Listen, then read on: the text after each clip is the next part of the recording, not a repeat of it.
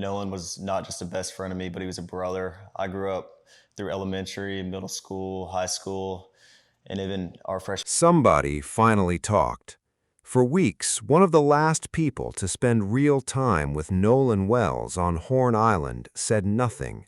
Not a statement, not a denial, nothing. And into that silence, the internet did what it always does. It built its own version of events, piece by piece, out of guesses. Now the silence is gone. In his first extended interview, a friend who'd known Nolan since childhood sat down and for the first time walked through July 4th in detail. He answered one question that had been circling for weeks, why a boat left the island earlier than planned. But answering it opened a bigger one. If his account is right, why don't the other stories from that day match it? Some of what we know is locked down. GPS data, dispatch recordings, timestamps nobody disputes. Other parts are still contested, and not just by strangers online.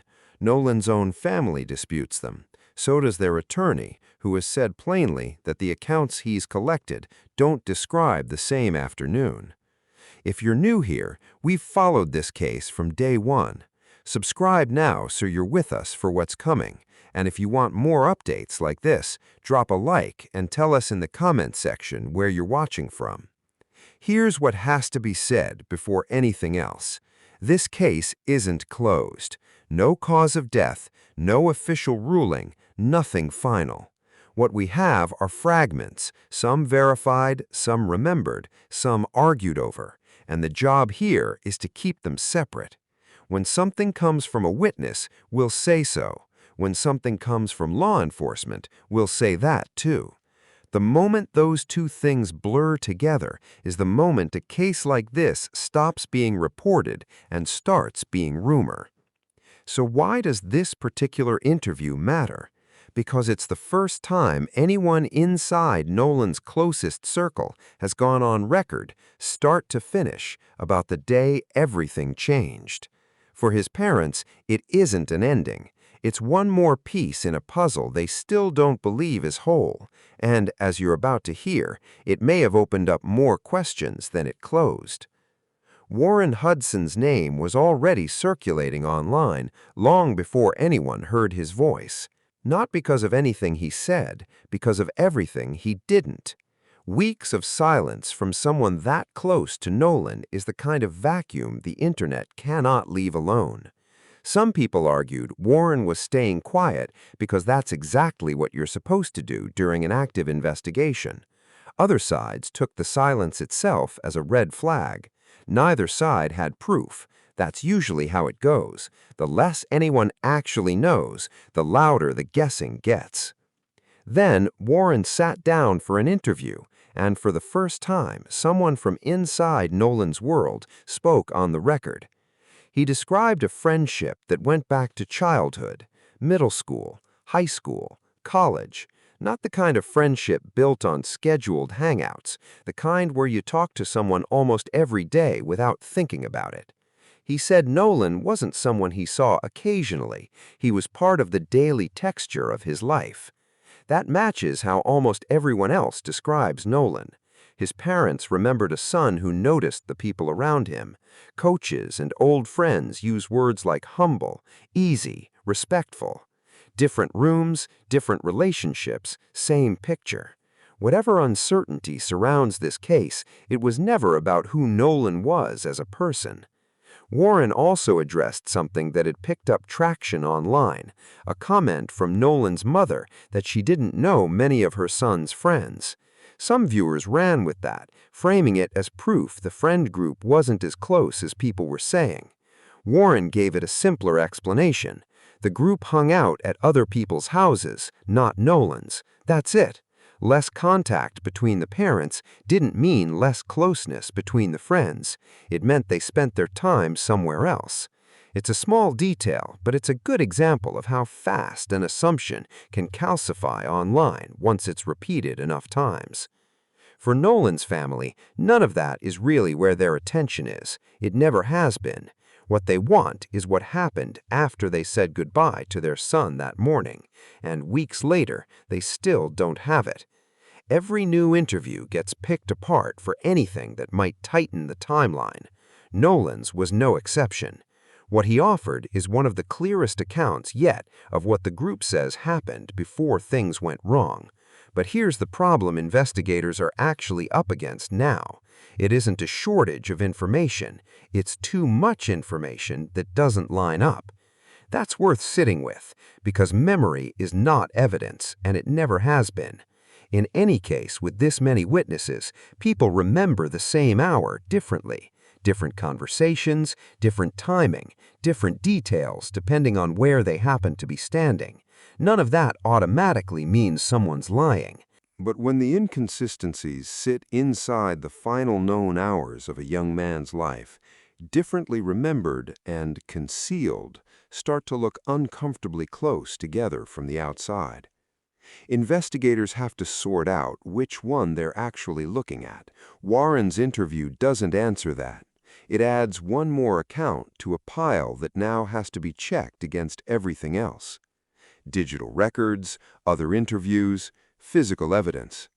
And it shifts the story forward, away from who Nolan was and into the sequence of choices that turned an ordinary holiday into an active investigation. Because by Warren's telling, the day started like every 4th of July before it. What happened after is the part nobody can fully agree on. Every account so far agrees on how the morning started, like tradition, not like the beginning of a case that would still be making headlines weeks later. A group of friends met up and headed for Horn Island, a stretch of Mississippi Gulf Coast that fills up every Independence Day. GPS data later pulled from the Mississippi Department of Marine Resources places the boat's departure at just before 10 a.m. and its arrival at the island a little after 11. What was waiting for them wasn't quiet. Warren estimated the crowd at close to 4,000, boats lined up along the shore, music carrying across open water, groups drifting in and out of each other's company all afternoon. The kind of scene where losing sight of one person for an hour wouldn't strike anyone as strange. Nothing in Warren's account suggests Nolan was struggling that day. He remembered seeing him several times, relaxed, social, enjoying himself like everyone else on that beach. Warren didn't dodge the fact that the group had been drinking, Nolan included, but he was firm that nothing about Nolan's mood or behavior gave anyone reason to worry before the group lost track of him. Hold on to that detail. It isn't just color, it's the last point in the entire day where the accounts still agree with each other. After that, the story starts to fracture. Investigators say Nolan was last seen on the island at roughly 3 p.m. Friends have said publicly that he chose to stay behind after meeting another group, including a young woman, while the rest of them got ready to leave. Jackson County Sheriff John Letbetter has confirmed that investigators were initially told the same thing. Nolan chose to remain rather than leave with the group. An hour later, the paper trail picks back up. Dispatch audio, released to the public, captured a call reporting a failed bilge pump and a boat taking on water. GPS tracking backs it up, the same boat leaving Horn Island at 4:31 p.m., heading for the mainland. Here's the part worth noticing. Unlike almost everything else in this case, that sequence isn't built on anyone's memory. It's built on hardware. A mechanical failure, a recorded departure time, a tracked route home. 3 separate pieces of evidence, and they all agree. What none of it tells you is what happened to Nolan after that boat pulled away from the island. That gap between the last confirmed sighting and the moment he was reported missing is the part of this case that won't sit still. It's also where the family's unease started to harden into something more specific. Civil rights attorney Ben Crump has pressed on that exact window more than once, asking investigators to account for where Nolan was between the last time friends say they saw him and the moment the boat physically left. At a news conference, Crump asked the question directly, where was Nolan during that hour, and has every witness told the whole story? Nobody has answered that publicly. Law enforcement continues to call this an active investigation and has asked anyone with photos, video, or first-hand knowledge from that day to bring it to them directly, not to social media, where officials have pointedly noted a good portion of what's circulating can't be verified at all. As investigators worked to nail down a timeline they could actually stand behind, a second problem surfaced. It had nothing to do with GPS coordinates or recorded calls. It was about people, because the more witnesses came forward, the more their versions of that afternoon stopped matching each other. That mismatch is where this case really lives right now. Once the mechanics of the trip were nailed down, who went where and when, the harder work started, figuring out whether the people who were there could actually agree on what they saw. The outer shape of the day holds together fine. The group traveled out together. Nolan spent the afternoon socializing. A boat broke down. He wasn't on it when it left. Past that, the details start pulling in different directions. One thread that's drawn a disproportionate amount of attention involves a young woman several people say Nolan spent time with that afternoon.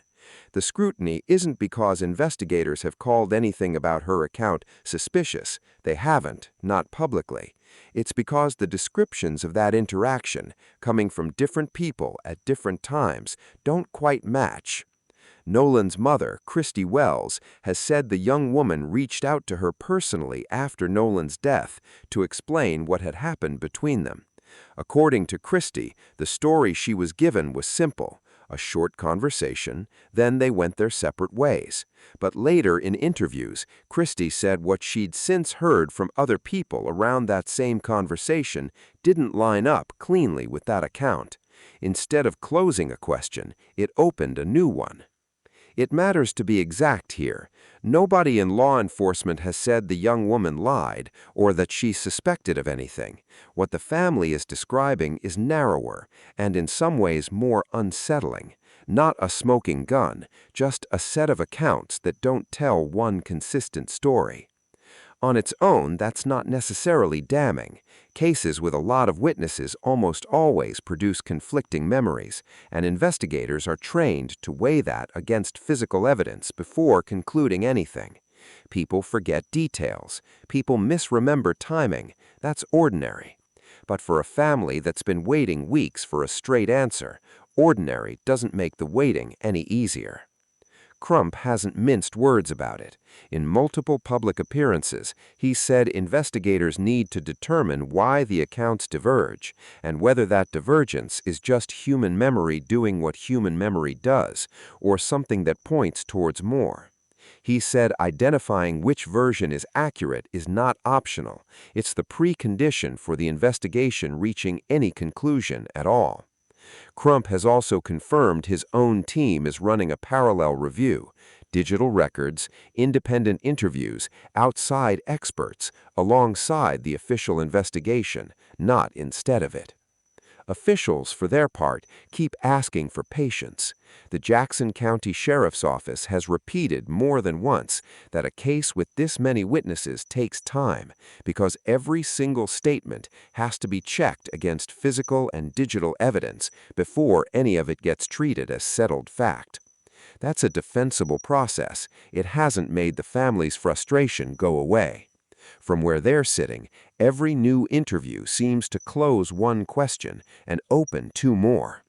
None of this has happened in a vacuum. Social media has been flooded with theories, spliced clips, and claims nobody can actually verify, some naming private individuals outright, with nothing behind the accusation but a hunch. Investigators have warned more than once that this kind of noise doesn't just clutter the case, it can actively discourage real witnesses from stepping forward at all, and it can bury the handful of credible tips under a mountain of guesswork. That warning deserves to be taken seriously. In any case that draws this much national attention, the Internet's version of events moves faster than the actual investigation, often by weeks. A single unverified claim can travel farther than the correction that follows it, which is exactly why separating what's confirmed from what's assumed has become one of the harder parts of covering this story responsibly. At the center of it all is a family that has never asked for speculation.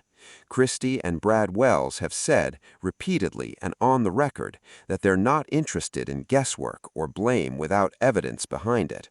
What they've asked for, consistently, publicly, is a complete and transparent account of their son's final hours.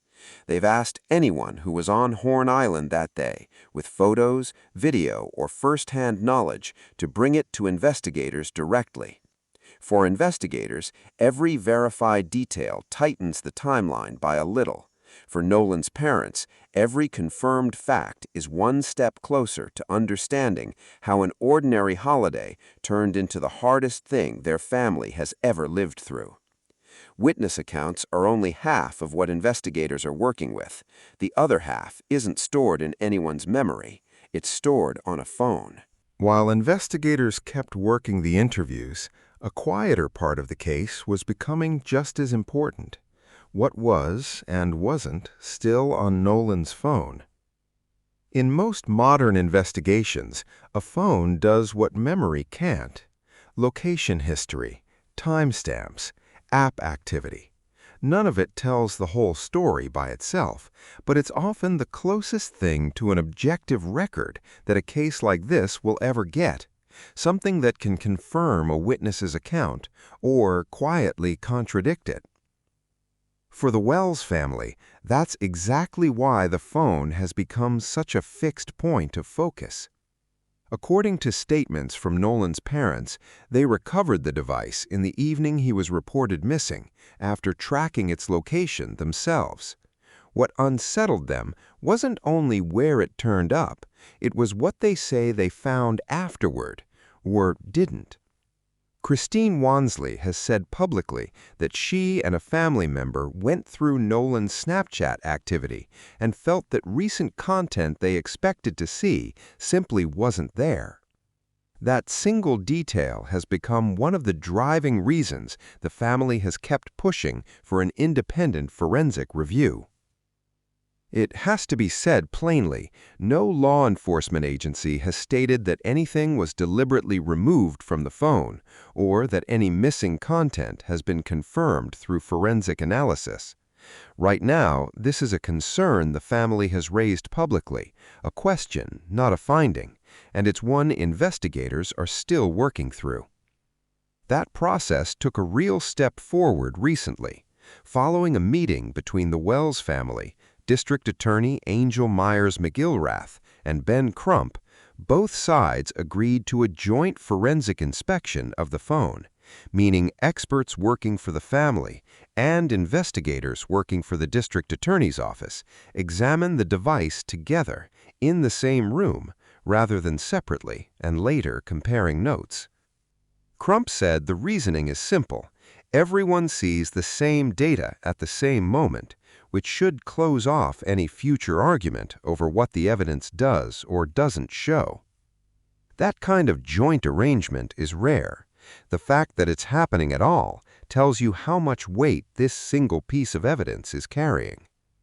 If anything recoverable still exists on that device, it could answer questions no interview has managed to settle. Did Nolan reach out to anyone after the point where friends say they lost track of him? Do the location logs narrow down where he actually was during that missing hour? Is there a photo, a video, anything sitting quietly in storage that nobody has accounted for yet? There's no public answer to any of that. Neither side has said what the review is likely to turn up, and neither side should be expected to guess out loud before the work is finished. The investigation, meanwhile, keeps moving on two separate tracks at once. Alongside the official inquiry, the Wells family has continued its own independent effort through Crump's team. They've said more than once that the goal was never to work against law enforcement, only to make sure every lead gets chased down before anyone calls this finished. There's one more piece worth noting. Crump has confirmed that once investigators wrap up their part of the process, the case is expected to go in front of a grand jury, a step that, if it happens, would mark the first time this investigation moves out of the evidence-gathering stage and into something with actual legal weight behind it. For now, the case sits where it sat for weeks, open, unresolved, a family still waiting for a complete account of their son's final hours, and a set of digital records that may, in the next few weeks, finally start closing the gaps that no interview, however detailed, has been able to close on its own. Because, in the end, that's what this case has always come down to. Not who Nolan was. Everyone who knew him already agrees on that. It's what happened in the hours nobody can fully account for yet. And until that gap closes, the questions don't stop. A quick note before you go. This case involves details some viewers may find disturbing, including a young life lost and unresolved questions around how. If you'd rather not continue, we understand completely, and we'll see you on the next one. If you're still with us, subscribe, hit that like button, and tell us in the comments where in the world you're watching from. If you have verified information relevant to this case, the Jackson County Sheriff's Office has asked that it be reported directly to investigators rather than shared online.